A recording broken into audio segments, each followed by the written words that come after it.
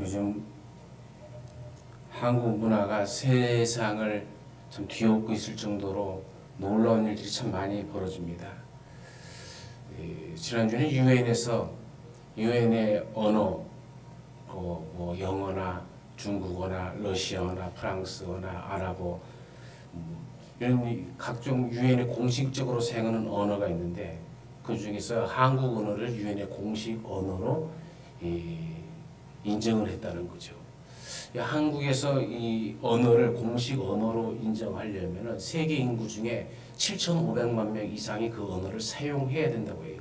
자국민 빼고 7,500만 명의 언어를 사용해야 되는데 한국어가 그만큼 많이 사용되어지고 있다는 뜻이기도 하고 이 한국의 컬처 문화가 코리아 컬처가 세상을 다 뒤엎고 있을 정도로 우리는 이곳에서 있어서 모르지만은 세상 사람들은 한국에 대한 그런 많은 인식들을 가지고 있고 뭐 우리나라의 이 노래 문화부터 시작해갖고 먹는 문화까지 다 모든 것이 그만큼 많이 퍼져 있다는 얘기죠. 그 중에서도 하나 재미있는 사건이 있죠. 우유입니다. 우유. 뭐 세상 우유 없는 나라가 어디 있습니까? 근데 우유 제품 중에 여러분 바나나 우유 아십니까? 바나나 우유 사 드셔보셨어요? 이게 1974년에 출시됐어요. 벌써 52년째가 되는데 몇 해 전에 2-3년 전이죠. 항아리 모양의 독특한 디자인 그리고 맛으로 이 사랑을 받았던 제품이죠. 한국 편의점에서 가장 많이 팔린 상품 중에 1위로 뽑히기도 했고요. 하루 판매량이 80만 개가 팔린다고 그랬어요. 이 한국에서 인기를 얻고 미국, 중국, 필리핀 등으로 수출되어서 선풍적인 인기를 끌었던 것이 바로 이 바나나 우유라는 거죠. 특히 여러분 중국은 짝퉁 천국이라 불릴 만큼 이 제품도 처음에는 모방 제품이 나와서 애를 먹었다고 했는데 이제는 중국 현지 법인을 설립해갖고 독립적 권리를 인정받고 오리지널 바나나 맛 우유를 수출해서 처음보다 약 40배 넘는 수출의 효과를 내고 있다고 합니다. 이 중국은 짝퉁 천국으로 불리죠. 물건은 물론 거의 모든 것을 모방해서 만들어냅니다. 심지어는 전시회도 모방해서 열리기도 하고요.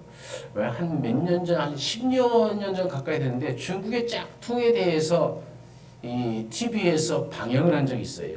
그런데 이 모나리자 그림도 진짜보다 더 진짜처럼 쫙 만들어놨고 어떻게 보면 어떤 게 진짜인지 사람의 눈을 분간하지 못할 정도로 이게 진짜인지 이게 진짜인지 그 정도로 참 만들어냅니다. 이 짝퉁이라는 게 뭡니까? 이 본래 고급 브랜드의 그 명품을 본떠서 만든 모조품을 일컫는 말이죠. 모조의 정도에 따라서 A급, B급으로 구분되어지고 A급의 경우는 진품과 구별이 어려울 정도로 정교합니다. 가격도 만만치 않게 높아요. 짝퉁 이전에는 우리가 짜가라는 말을 썼어요. 가짜라는 말을 뒤집어진 건데 짜가라는 말. 이 말은 진짜 행세를 하는 가짜라는 뜻이죠. 이런 짝퉁이 유행하는 것은 속보다 겉을 중시하는 사회의 한 면을 보여주는 것이죠. 사람도 그 모습 그대로 보여주기보다도 어떤 이미지로 가공된 사람들이 더 인기를 끌고 환호받는 이 왜곡된 세상의 모습을 보는 것이 참 쓸쓸하기도 합니다. 겉과 속이라는 측면에서 우리 신앙인의 이 삶은 두 가지 방향에서 좀 성찰과 분별이 필요합니다. 첫 번째는 내 자신이 내면에 대한 끊임없는 성찰이죠. 내가 겉모습만 꾸미고 내면은 전혀 성찰하지 못한 채 겉과 속이 다른 지금 신앙인의 삶을 살아가고 있지 않은지 날마다 내 자신을 성찰해 봐야 됩니다. 두 번째는 말씀을 전하는 이들에 대한 분별이 필요합니다. 이런 분별을 하지 못함으로 이단과 사이비에 빠지게 되어지는 거예요. 이는 곧 멸망의 길로 가는 지름길이 되어지죠. 오늘 본문 말씀에 우리 주님께서는 거짓 선지자를 삼가라 이렇게 얘기합니다. 겉모양은 양의 옷을 입고 있지만 속은 노략질하는 인이다라고 말씀하시죠. 이 A급작 등의 진품과 구별하기 힘든 것처럼 참 선지자, 거짓 선지자의 구별이 쉽지가 않다는 겁니다. 아마도 정신 차리지 않으면 겉모습만 보고 따르다가 결국 이리와 같은 거짓 선지자에게 잡혀 먹히는 양의 신세가 되겠죠. 오늘 본문에는 그래서 삼가라 이렇게 말합니다. 프로스커테라는 말로 쓰는데 정신을 똑바로 차리라는 뜻이에요. 조심해서 정신을 똑바로 차리고 살아가라라는 뜻입니다. 또한 이거는 계속적인 의미를 가지고 있어요. 한번 정신 차리고 조심했다 끝나는 문제가 아니라는 겁니다. 우리의 인생의 여정이 끝날 때까지 항상 밝은 정신과 밝은 마음으로 나의 길, 나의 생각, 나의 목표가 잘못되어 있지는 않은가를 살피면서 정신 바르게 차리고 살아가라라는 뜻이 삼가라라는 뜻입니다. 또 거짓이란 말은 헬라어로 푸슈도라는 말을 쓰는데 거짓이라는 뜻도 있지만 가면을 썼다라는 말의 뜻이 있습니다. 그러기에 이 거짓이라는 것은 언제나 속과 겉이 다른 이면을 가지고 있다는 점이죠. 그래서 진실치 못한 선지자를 삼가해야 된다라고 얘기하는 겁니다. 그 때문에 예수님께서도 오늘 본문의 말씀을 통해서 겉으로는 양의 모습이나 속은 일이라며 그 이중성을 지적하고 있는 것이죠. 예수님께서 말씀하시는 이 거짓 선지자는 어떤 자들입니까? 오늘 말씀을 통해서 우리가 몇 가지를 살펴보면 그 첫 번째가 변장을 하고 있다는 거예요. 가짜입니다. 거짓입니다. 예수님께서 우리 믿는 사람들을 비유해서 양이라 하셨고요. 이는 하나님의 백성의 별명이기도 하죠. 이 양은 순하기도 하지만 둔하기도 합니다. 그래서 자기 집도 제대로 찾아가지 못하는 존재들입니다. 그 때문에 그저 목자가 인도하는 대로만 따라가는 매우 착한 동물이죠. 그래서 착하고 온순한 것을 상징해서 불러주는 이름이 양입니다. 그런데 일이라고 하는 것은 이 양과는 정반대의 동물입니다. 이 일이는 물어 찢고 싸고 피 흘리고 양을 잡아먹는 악한 짐승입니다. 이렇게 정반대되는 두 동물을 예수님께서 비유로 들어 말씀하시면서 양의 옷을 입은 일이라는 참으로 재미있는 표현을 쓰시면서 이렇게 양의 탈을 쓴 이리를 조심하라라고 말씀하는 겁니다. 즉 양의 모습으로 선한 자의 모습으로 변장한 이들을 조심하라는 말씀이죠. 사도행전 20장 29절 말씀에 보면은 사도 바울이 에베소 교회 장로들을 향한 유언장도 같은 마지막 부탁의 말씀 중에 내가 떠난 후에 흉악한 이리가 너에게 들어와서 그 양떼를 아끼지 아니하며라는 기록을 남겼습니다. 이는 이리가 들어와서 양떼를 아끼기 전에 물어 찢는 일, 교회를 분란시키는 일, 교회를 찢어버리는 일, 교회를 흩어버리는 일이 있을 것이라는 그 말씀이죠. 이리는 이와 같이 물어 찢고 피를 흘리는 동물입니다. 그래서 이 두 동물을 놓고 따르라 한다면 세상에 아무도 이를 따라갈 사람이 없을 겁니다. 왜냐하면 이 양과 이리는 아예 그 생김새나 성격에 있어서 너무나도 분명하게 다르니까 그렇겠죠. 그런데 문제는 뭡니까? 이리가 양의 탈을 쓰고 있다는 겁니다. 참으로 버젓이 양의 탈을 쓰고 양의 무리 속에 함께 있으니까 구별을 못하는 겁니다. 그럼 여기서 왜 그러면 양의 옷을 입었는가 하는 문제죠. 매우 간단한 이야기죠. 그것은 양에게 적분과 소통을 하게 하기 가능한 수단, 그 수단으로서 양의 탈을 쓴 겁니다. 그러니까 목적과 수단이 다른 것이죠. 원하는 바 목적은 죽이는 것이지만 그 수단은 친절이라는 거예요. 그러기에 이단 사상과 거짓 선지자들은 대체로 친절하면서도 화려하고 거창한 약속을 주지만은 그 속에는 전혀 다른 목적이 있다는 것을 알아야 된다는 얘기죠. 이것이 바로 오늘 예수님께서 우리에게 말씀하시는 핵심이죠. 예레미야는 탄식하는 마음으로 이제 유다 나라는 망하게 될 것이라고 예언을 합니다. 그때 거짓 선지자는 결코 아무 일이 없을 것이다, 평안할 것이다, 아닐만을 이야기합니다. 이 거짓 선지자의 특징이 뭡니까? 사랑, 은혜, 축복, 평강과 같은 거룩한 용어들을, 미사 용어들을 포장하여 사용한다는 거예요. 성도들이 듣고 싶어하는 성경 구절만 골라서 인용하고 겉으로는 누구보다 성경적이고 경건해 보이는 말투를 구사합니다. 또 백성들은 진정 자기 민족을 사랑하며 부르짖는 이 예레미야의 회개를 이 재촉하는 말에는 끝까지 귀를 기울이지 않아요. 오히려 거짓 선자들의 말을 듣기를 좋아합니다. 그러다가 결국 나라가 망한 피난길에서 예레미야를 돌로 쳐 죽이죠. 이게 얼마나 어리석은 모습입니까? 우리가 알아야 될 것은 참 선지자의 말은 아픔이 있다는 겁니다. 그러나 거짓 선지자는 언제나 평안만을 약속한다는 사실을 기억해야 됩니다. 참 선지자는 하나님의 말씀을 들은 바 그대로 가감이 없이 직설적으로 해야 하는 겁니다. 아예 듣는 사람이 좋아하든 싫어하든 상관없이 말씀을 전하는 자입니다. 그러나 거짓 선지자들은 미사역으로 듣기 좋은 말로만 포장을 하는 거죠. 또 알아야 될 것은 참 선지자는 하나님의 백성을 하나님께로 인도하는 것입니다. 그것이 목적입니다. 하지만 거짓 선지자는 친절한 말과 듣기 좋은 이야기로 저들 백성을 자기에게로 인도하는 자들이, 거짓 선지자는 결코 양을 사랑하지 않습니다. 그런 양을 위해 존재하는 목자가 아니라는 얘기입니다. 오직 자신의 욕망을 위해서 언제든지 양을 해칠 준비가 되어 있는 자들이라는 것을 아셔야 되는 거죠. 참 선지자는 타협이 없습니다. 그래서 하나님께로 들은 바의 멸망을 그대로 외치는 겁니다.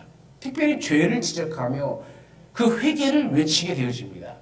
하지만 거짓 선지자는 언제나 듣기 좋은 말만 들려주고 있으니 우리는 거기에 속아서 안 된다는 얘기입니다. 거기가 바로 넓은 길의 함정임을 우리가 알아야 되는 것이죠. 두 번째, 이리가 양과 같은 말을 사용하고 있다는 거예요. 다시 말하면 속으로는 잡아먹고 싶은 마음으로 가득한데 겉으로는 양과 같이 순하고 친절한 말을 한다는 거예요. 바로 이런 점에서 문제가 되어지는 거죠. 이 말이라고 하는 것은 선한 약속을 의미합니다. 즉 매우 좋은 약속, 성공적인 약속을 한다는 거예요. 잘 될 것이니 걱정하지 말라며 기대를 하게 하죠. 그러나 그 속은 일입니다. 그래서 많은 사람이 속아 넘어가게 되어지는 거죠. 아무리 양의 모습으로 양의 언어를 흉내를 내어도 일은 처음부터 끝까지 오로지 일일 뿐이죠. 결국 어느 시간이 딱 되면 본색이 드러나게 되어집니다. 결정적인 시간에 가서는 일이가 되어지는 파괴적인 선지자라는 얘기죠. 실상 진실한 말을 하기란 참으로 어렵습니다. 듣기 좋은 말이란 하려고 한다면 얼마든지 할 수 있지 않습니까? 걱정 마십시오. 하나님은 능치 못할 일이 없다 하지 않았습니까? 실패 같으나 반드시 성공할 겁니다. 참 좋은 말이죠. 우리 이런 세계를 좋아합니다. 어디 그뿐입니까? 병자 환우들에게 가고 염려하지 마십시오. 히스기야 왕이 간절히 기도해서 15년 산 것처럼 하나님께서 15년의 생명을 연장해 준 사람이 히스기야만이겠습니까? 얼마든지 우리 성도님도 그 생명을 연장해 줄 줄로 나는 믿습니다 하면서 거룩한 말을 하죠. 이렇게 듣기 좋은 말이란 얼마든지 있습니다. 또 할 수도 있습니다. 그러나 그것은 거짓말이라는 사실을 우리가 항상 기억해야 됩니다. 우리는 회개를 촉구하는 말을 해야 됩니다. 그것을 인하여 내 마음이 쑤시고 듣는 이의 뼈가 깎아지는 한이 있어도 그 메시지가 진실한 것이죠. 신앙생활 역시 마찬가지 아닙니까? 사단은 또 사단의 앞잡이가 되는 거짓 선지자들은 우리의 심령의 달콤함을 계속적으로 조장합니다. 오직 이 세상의 축복과 행복만을 전하고 가르칩니다. 그러나 그것은 결국 우리를 달콤함에 물들여 죽음으로 몰고 가는 것이죠. 하나님의 사랑은 크고도 높고도 아름다워요. 그러나 그 사랑의 본질을 알아야 됩니다. 그 사랑은 죄의 죽음에 그냥 두지 않으려고 우리를 대신하여 죽으신 십자가의 사랑 아닙니까? 세상이 말하는 잘 먹고 잘 살고 풍족하고 행복한 유토피아가 아닙니다. 신앙인은 하나님의 이 사랑을 입은 사람들은 죄와 싸우고 죄의 달콤함에 머물러 있어서는 안 된다는 거예요. 오히려 이 모든 유혹을 이기고 기꺼이 하나님의 말씀으로 나는 죽고 내 안에 그리스도를 모시고 사는 길을 가는 자들이죠. 우리 모두는 바로 이런 신앙인의 길을 가시는 성도들이 되어주시기를 간절히 축원합니다. 두 번째는 진리가 그 속에 없으므로 진리에 서지 못합니다. 거짓 선지자들은 진리이신 예수님께 그리고 예수님의 하시는 말씀에 관심이 없습니다. 요한복음 8장 45절에 예수님께서 말씀하셨죠. 내가 진리를 말함으로 너희가 나를 믿지 아니하는도다. 이 참 얼마나 답답한 일입니까? 아무리 진리를 얘기해도 이미 거짓 선자의 말에 완전히 습관화되어 버린 우리의 체질은 그 진리를 믿지 아니한다는 거예요. 46절은 뭐라고 얘기합니까? 내가 진리를 말하며 어째여 나를 믿지 아니하느냐 하면서 예수님의 탄식 어린 부르짖음이 있지 않습니까? 답답하다는 얘기죠. 47절에 이어서 뭐라고 얘기합니까? 하나님께 속한 자는 하나님의 말씀을 들을 것이다. 너희가 듣지 아니하는 것은 하나님께 속하지 아니하였기 때문이다. 체념하는 듯이 말합니다. 참 선지자는 하나님의 말씀을 듣는 데 집중합니다. 그리고 그 말씀을 믿습니다. 그리고 그 말씀을 전하는 자입니다. 그러나 거짓 선지자는 말씀을 듣고 믿는 데 관심이 없습니다. 왜요? 그들은 하나님께 속한 자들이 아니기 때문입니다. 개인의 신앙생활도 마찬가지죠. 진리의 말씀에 관심이 있고 그 말씀을 듣고자 하고 믿고자 하는 자는 누가 뭐래도 하나님께 속한 자요. 지금 그 신앙이 온전한 상태인 것이죠. 그러나 내 신앙의 상태가 엉망인 사람들은 내가 하나님보다 마귀에 가까운 상태에 있는 이 사람들은 말씀에 관심이 없습니다. 듣지도 않을 뿐만 아니라 믿지도 않고 믿겨지지도 않습니다. 세 번째로 거짓 선지자들은 거짓을 말합니다. 하나님의 진리의 말씀을 전하는 것이 아니라 자기 것을 전합니다. 말씀을 전하기보다 자기 경험, 자기 지식, 자기 욕심을 전합니다. 자기 성공을 위한 탐욕을 말씀으로 둔갑시킵니다. 그래서 믿는 자들이 이것을 잘 분별해야 됩니다. 자기 소리라는 것인지 진리의 말씀을 전하는 것인지 전하는 자들이 거짓말장이가 되고 사단의 자식이 되어서 진리를 왜곡하고 거짓을 진리인 양 전해서는 안 될 뿐 아니라 이렇게 전하는 이들을 분별하고 또 받아들여서도 안 되는 것은 성도의 길이죠. 우리가 그러면 바른 진리 가운데 서고자 한다면은 첫 번째 해야 될 것은 달콤한 위로보다 아픈 진실의 귀를 열어야 합니다. 거짓 선지자는 언제나 귀가 가려운 이들에게 화려하고 달콤한 말을 들려줍니다. 하지만 참된 복음은 때로 우리의 죄를 찌르고 뼈를 깎는 회개를 촉구합니다. 그래서 아픕니다. 서바이벌이라고 하는 특수 훈련을 받는 군인들이 있죠. 아무런 가진 것도 없이 무인지경에 던져져서 일주일 때로는 2주일을 어떻게 해서라도 살아남으라라고 하는 그 살아남는 훈련입니다. 이 시간들, 주어진 시간을 견뎌내기 위해서는 풀뿌리든 벌레든 산에 있는 것들을 또는 바닷가에 있는 것들을 먹고 배를 채우며 지내야 하는데 이때에 주어지는 단 하나의 주의사항이 있어요. 예쁘게 보이는 것은 먹지 말라. 훈련으로 이제 보내지기 직전에 교관이 하는 말입니다. 산에 가서 예쁘게 보이는 것은 먹지 말고 바닷가 안에서 예쁘게 보이는 것은 먹지 말라라는 얘기를 합니다. 이게 얼마나 중요한 얘기입니까? 여러분 우리가 잘 알잖아요. 독버섯은 이뻐요. 화려합니다. 산에 있는 모든 것들 그리고 이 독이 있는 모든 것들은 이쁩니다. 색도 화려합니다. 대체로 그렇습니다. 다 그런 건 아니지만 대체로 그래요. 그러니 교관이 하는 말이 신신당부하는 것은 예쁜 것을 먹지 말라는 얘기예요. 그렇다면 오늘 우리도 마찬가지 아니겠습니까? 우리 신앙인에서도 우리가 지나치게 친절한 것 조심해야 됩니다. 이상할 정도로 친절하다. 그런 말을 우리가 하기도 하잖아요. 조심해야 돼요.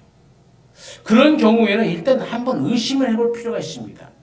어쨌든 이렇게 가짜가 진짜보다 아름답게 보이고 거짓말은 더 친절하다는 것을 잊지 말아야 됩니다. 두 번째는 화려한 것도 조심해야 돼요. 너무 화려한 것도 조심해야 됩니다.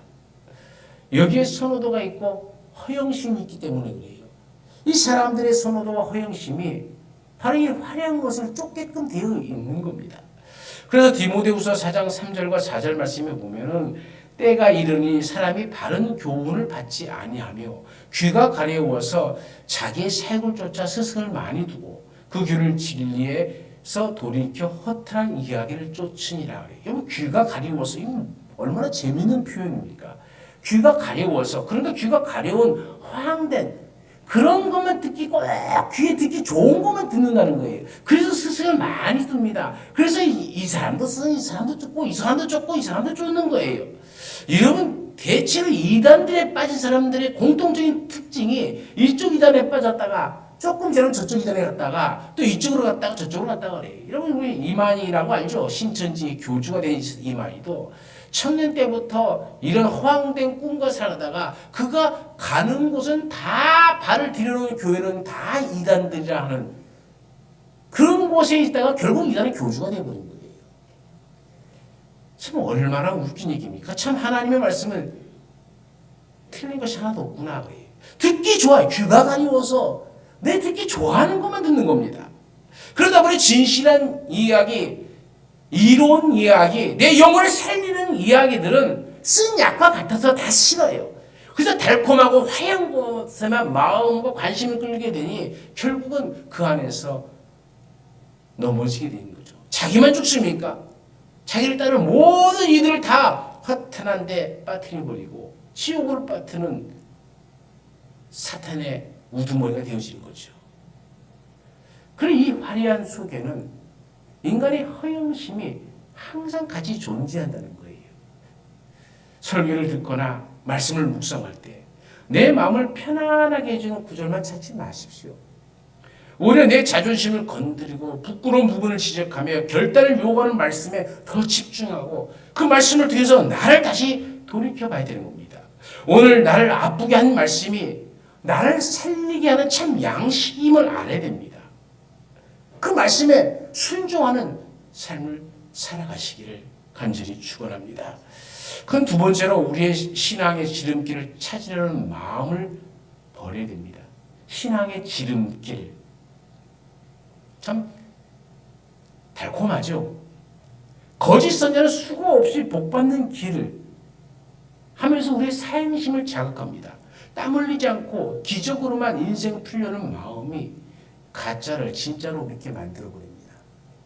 옳은 길에는 지름길이 있는 것이 아닙니다. 그런데도 그 지름길을 찾으니 이것이 문제죠. 특별히 신앙적인 투기성은 참으로 무서운 것입니다. 수고하지 않고 주야! 한번 부르면 그렇게 한번 불러서 해결해 나가겠다고 하는 것이죠. 다시 말하면 기도해서 기적적으로 풀어나가겠다라고 하는 것인데 그것이 될 리가 있겠습니까? 그런 식으로 기적을 바라는 마음이 다 미신인 거예요.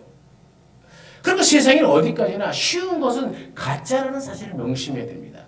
설령 그리해서 얻어진다 하더라도 그것은 바라지도 말고 또 소유하지도 않아야 됩니다.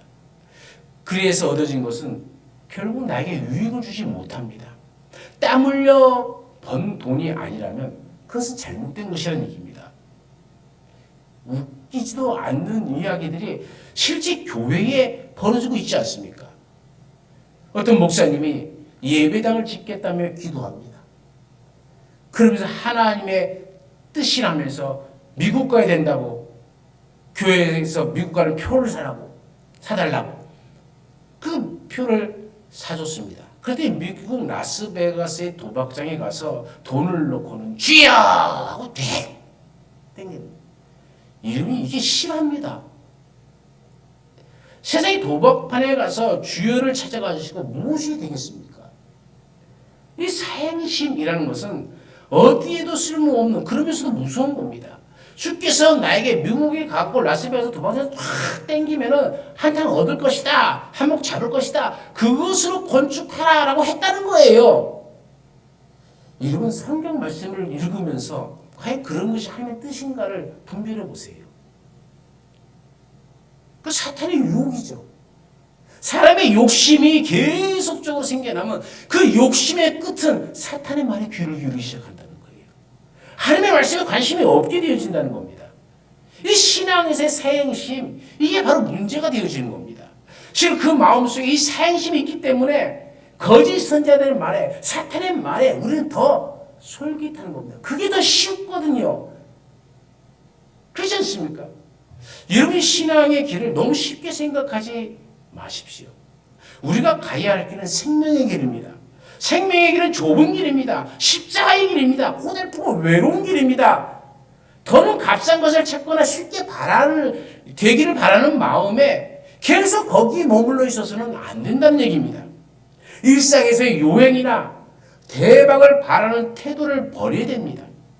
성실한 땀의 가치를 우리가 회복해야 되는 것이죠. 여러분, 기도 또한 마찬가지 아닙니까? 내 문제를 마법처럼 한 번에 하려고 하는 도구가 기도가 아닙니다. 고달프고 외롭고 이 좁은 길을 묵묵히 주님만을 바라보며 걸어갈 수 있는 힘을 구하는 도구가 기도입니다. 그런데 오늘 우리의 기도는 대부분 사행심이 목적 아닙니까? 이 세상에서 잘 먹고 잘 살겠다고 하는 것이 목적이 아닙니까? 주의 길하고는 아무 상관없이 내가 잘 돼야 하나님의 뜻이 세워진다고 혼자 착각하고 살아가는 것 아닙니까? 쉬운 길은 가짜일 확률이 훨씬 높다는 이 원칙을 가지고 매일 내게 주어진 작은 십자가를 지는 일에 충성을 다해야 되는 것이죠. 사랑하는 여러분, 이제 내 귀가 어느 쪽으로 향하고 있는가를 우리 마음에 다시 한번 생각해 봐야 됩니다. 베드로후서 2장 1절부터 3절 말씀에는 이 거짓 선자들의 행실이 나옵니다. 이들은 교회에 이단을 가만히 끌어들여 진리를 회방합니다. 진리가 바로 서지 못하게 한다는 말입니다. 우리가 신천지 때문에 교회마다 얼마나 힘들었고 얼마나 이런 이단을 가만히 끌어들인 이 무리들 때문에 얼마나 파괴된 교회가 많이 있습니까? 정신 똑바로 차려야 되죠. 또 뭐라고 이어서 합니까? 임박한 멸망을 스스로 취하는 자들 곧 온다. 주님은 곧 오신다. 근데 이걸 스스로 취해요. 그러니 돈 있을 필요 없다. 갖고 다 가지고 와라. 재단에 놓고 이것이 쌓일수록 너희는 천국 가고 14만 4천 명이 들어간다. 이런 거짓된 속임에 넘어가는 거예요. 스스로 매를 보는 거죠. 그래 쫓아가면 가는 길이 지옥밖에 더 있습니까? 그러니까 스스로 매를 보는 것이죠. 또 뭐라고 베드로는 이야기합니까? 탐심으로서 지어낸 말을 가지고 자신들의 이득을 삼는다 그래요. 탐심으로.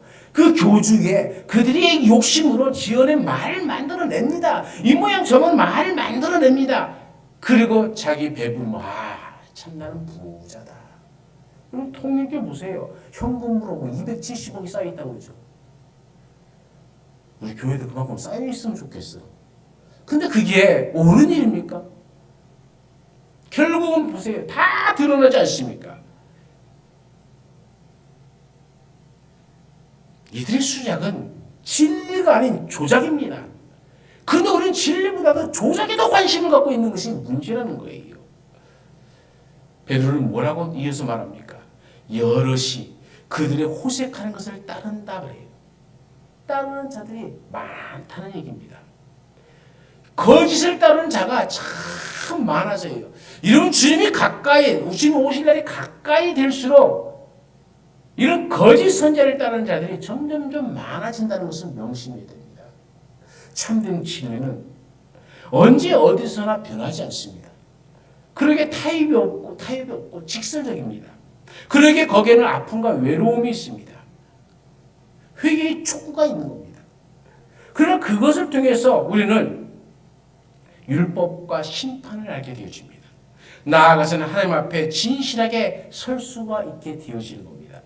그러므로 중생한 심령으로 주님의 뒤를 따라 좁은 길을 가겠노라고 바른 각오가 서 있는 사람은 거짓 선지자의 미혹에 빠질 수가 없죠. 오늘 우리 주님께서는 거짓 선지자들을 삼가라. 정신 똑바로 차리고 살아라는 거예요. 내가 어떻게 하면 거짓 선지자를 알아볼 수 있을까? 여러분, 그때에 한 가지를 생각하십시오. 지금 내가 좁은 길을 가고 있느냐, 넓은 길을 택하고 있느냐, 내가 십자가의 길을 선택할 것이냐, 아니면 영화로운 길을 택할 것이냐. 넓은 길, 영화로운 길은 가짜입니다. 우리가 가야 할 길은 좁은 길이요, 십자가의 길입니다. 거짓 선지자들은 그렇게 되면 자연히 구별되어집니다. 문제는 어느 순간에 내 속에 허황된 생각이 확 들어와 버릴 때가 있어요. 그래서 아니라고 넓은 길을 가려고 하는 그런 마음이 들기 시작하면 어느 사이에 아는 듯 모르는 듯 내 자신도 거짓 선지자에게 끌려가게 되어집니다. 이를 위해서 예수님께서는 우리에게 경고의 말씀을 하시는 겁니다.